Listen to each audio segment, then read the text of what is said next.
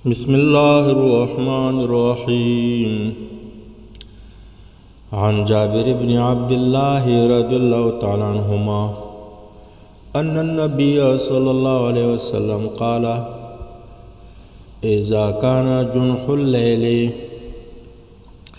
فكفوا صبيانكم فإن الشياطين تنتشر حينئذ، فإذا ذهب ساعة من العشاء فخلوهم وأغلق بابك واذكر اسم الله وأطفئ مصباحك واذكر اسم الله وأوكي سقاءك واذكر اسم الله وخمر إناءك واذكر اسم الله ولو تعرض عليه شيئا. رواه البخاري ومسلم. وفي رواية لمسلم أن رسول الله صلى الله عليه وسلم قال: غطوا الإناء وأوكوا السقاء فإن في السنة ليلة ينزل فيها وباء لا يمر بإناء ليس عليه غطاء أو سقاء ليس عليه وكاء إلا نزل فيه من ذلك الوباء. قدرمن و عزتمنو زمونږ استاد نبی کریم صلی الله علیه وسلم هغه ډېر مهربان او شفیق او رحیم دی په موږ او تاسو په امت باندې. زموږ او تاسو د ژوند د هر حالت د دنیا او د آخرت د حسنات او د ښېګړو خیال ساتلی. نبی علیه السلام فرمایلي چې کله شي د راتلل د شپې، کله چې شي راتلل د شپې، تنه مطلب دا دی چې د ماښام اذان وشي تر د ماسخوتن تقریبا منځه پورې، نو دغه اقبال او راتلل د شپې دي. مطلب دا د شپې د اوله حصه وقت کې یا ماښام نه پس. نو تاسو بند کړئ ماشومان، بهر ماشومان مه پرېږدئ، ځکه پیریان چې دي هغه خورېږي په دغه وخت کې.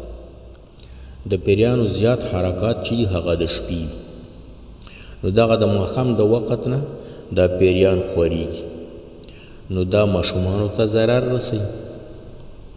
نو دغه وخت کې ماشومان بهر مه پرېږدئ د کور نه.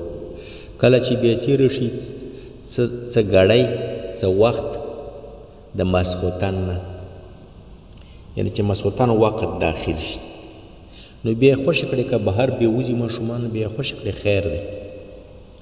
دویم خبره دا ده چې واغلق بابک، ته بندوه دروازه د کور او د الله نوم یادوه. ماسخوتن کې چې د کور دروازه بندئ، د کوټې دروازه بندئ، د بندولو وخت کې په بسم الله وایه او ګل کوه، مړه کوه، چراغ، لاټین، برق، بلف او د الله نوم یادوه. د الله نوم په یاد که بسم الله وایه، کله دا مړ کوې نو بسم الله وایه او بندوه په مزې باندې، په تار باندې. هغه خوله د ژي او د ګوډي. سقا پخوا چې دی به خلکو اوبه ساتلي دا د څرمنې او د چمړې په ګوډي کې، بیا به د خولې نه به خلکو تار توولو. خو دلته تېنه مطلب هغه لوښی چې په هغې کې اوبه ساتل کېږي، که هغه منګی وي، که چاټۍ وي، او که جیک وي، او که لوټه وي، نو وایي د هغه دا خوله بنده که او د الله نوم په یاد که.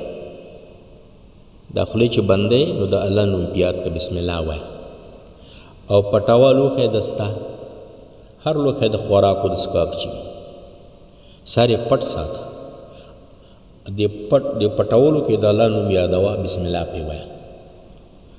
ولو تعرضوا علیه شیئا، کله چې پوره سرپوښي نه وي، داسې یو لرګی پرېږدي نو هم باید پرې کېږدي او بسم الله ووایي.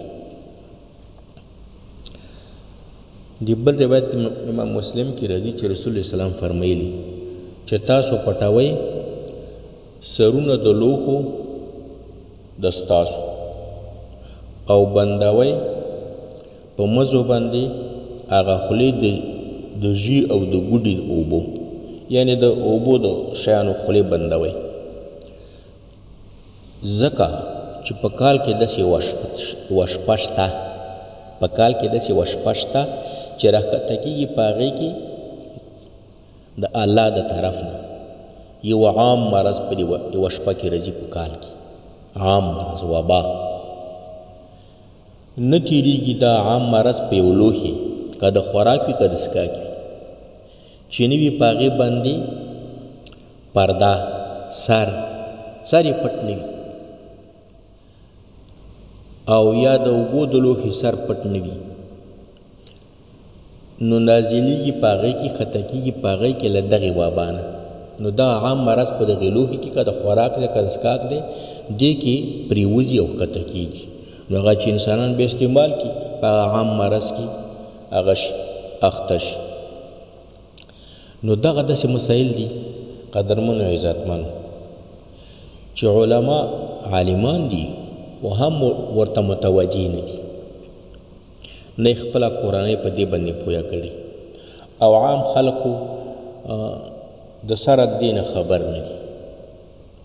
نو په کار دا دی چې عام خلک مون خبر کو، او خپله کورنۍ هم خبره کو، او خپله هم ورته توجه وکړو چې په دغې سنت او په دغې طریقو باندې عمل وکړو. السلام علیکم ورحمة الله وبرکاته.